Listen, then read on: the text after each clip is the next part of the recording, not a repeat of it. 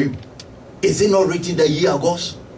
Is it not written that ye are God? Jesus was referring to Psalm 82 verse 6. He said, and he called them God, and all of them are the children of the Most High. It means the children of God are gods here on earth.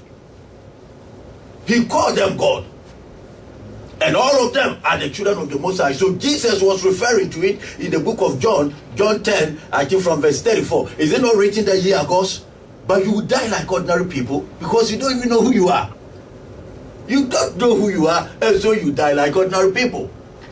When a lion lives among sheep, it thinks it is sheep. It behaves like sheep. It bleeds like sheep. It eats grass like sheep. Meanwhile, he's a lion.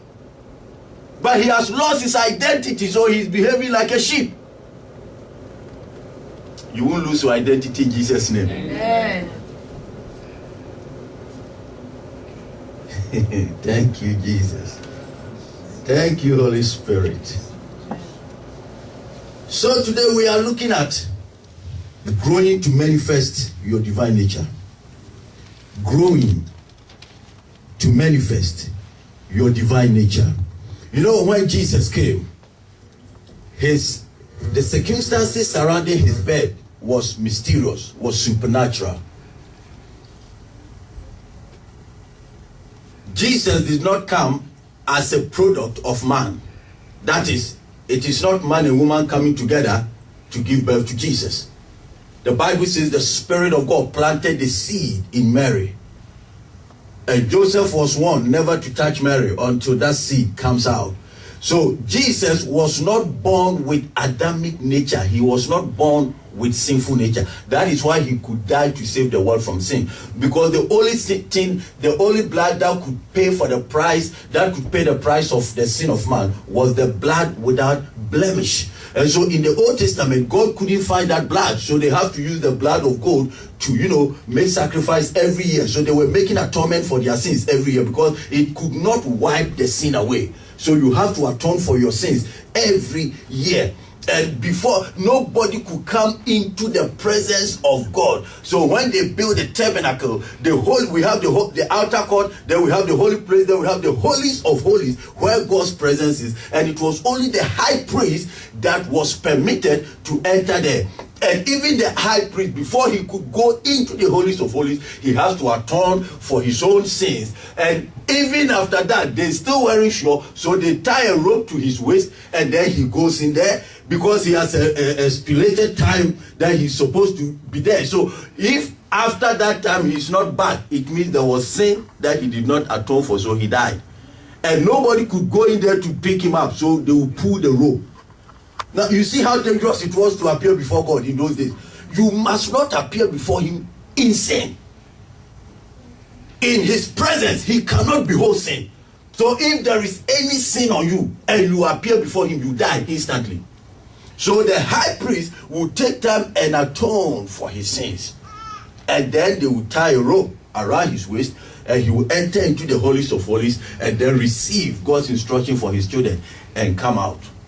But if in case he forgot to atone for one particular sin and he appears there, he will drop dead. And then they will put him back. That was how it was in the Old Testament. Because the blood of goat could not pay the price for man's sin.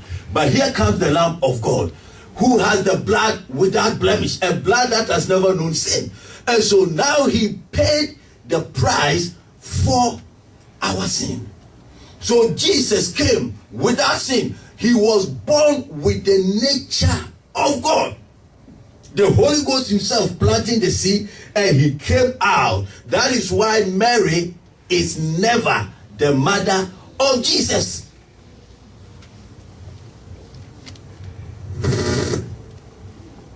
Somebody said, what do you mean, Pastor? The Bible calls Mary the mother of Jesus. I said, of course. You know why? God doesn't want to confuse you and I. Because Mary carried Jesus in her womb 9 months. So if the Bible doesn't call him the mother of Jesus, you and I will be confused. But when we are talking of biological mother, that is, he has your genes, he has your chromosomes. And if that were true with Jesus, then Jesus was born a sinner. if there was anything in man or any human blood in Jesus, then he was born a sinner. But there was no such thing. So Mary was just a vessel God used to bring Jesus. But there was nothing in Mary that was in Jesus. And so if it were today and we did DNA test, it will come out that Mary is not the mother. Yes. Because the blood will not match. Are you understanding me? Yes. And that is why throughout Jesus' lives on earth, he never referred to Mary as mother. Never. Anytime he was referring to Mary, he said woman, woman, woman. There was a time he was having a good time with his people and they came in. Hello, Jesus, your mother and your brothers are looking for you. He said, who is my mother? Who is my mother? Me? My mother? Do you know who I am? How can you be a mother to your creator?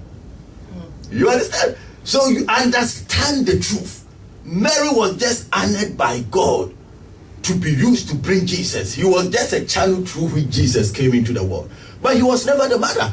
That is why on the last day when Jesus was hanging on the cross, and Mary was crying, and James the brother was also crying, Jesus said, woman, behold your son. Son, behold your mother. In other words, woman, this is your son. This one is your son. Son, this is your mother. Go take care of her. You understand? So we thank God for Mary because she was a lady that consecrated herself unto God. That is why God could use him to bring Mary. But she was not the mother. And so if you meet anybody worshiping and praying to Mary, they are upside down. They are in darkness. They are confused. It's an anathema. It's an abomination to be praying to Mary because Mary had to get born again. She's not God. She was only honored by God. That is why in the upper room, she was there waiting for the baptism of the Holy Ghost. God doesn't have to be baptized in the Holy Ghost. So get that understanding. Praise the Lord. Hallelujah. So now Jesus came with the nature of God. He was born a baby. But we realized that he could not manifest the nature of God until he grew up. So, until you grow up, you cannot manifest that divine nature in you. Until you grow up. And so, in the book of Luke 2:40, the Bible says, and the child grew and was strong in spirit, filled with wisdom, and the grace of God was upon him. So, Jesus has to grow. Jesus has to grow. Even though he carried divine nature, he came with a nature that has knew no sin before. But then, as a child, he couldn't manifest. He has to grow. He has to grow. He has to grow. He could never, there was nothing remarkable written about Jesus until he was 30. And he was baptized by John the Baptist. And then he went to the Father and was empowered. And then the Bible says, now he returned in the power of the Spirit. And he was ready for manifestation. But until then, nothing remarkable was written about him. Apart from the fact that he was sitting down and, learning and talking to lawyers and philosophers. And they were amazed at the level of his intelligence. Because he was operating divine nature. He already had the mind of God. But then he could not manifest God until he grew up. Now we can say the same thing about John the Baptist, his forerunner. John the Baptist was sent by God to make the way straight before Jesus. But in the book of Luke 1:80, the Bible says, and the child grew, talking about John the Baptist, and was strong in spirit, and was in the desert till the day of his showing unto Israel. He was in the desert. He has to grow. And he was in the desert until his time of showing unto Israel. So there is a time for your manifestation. There is a time to manifest the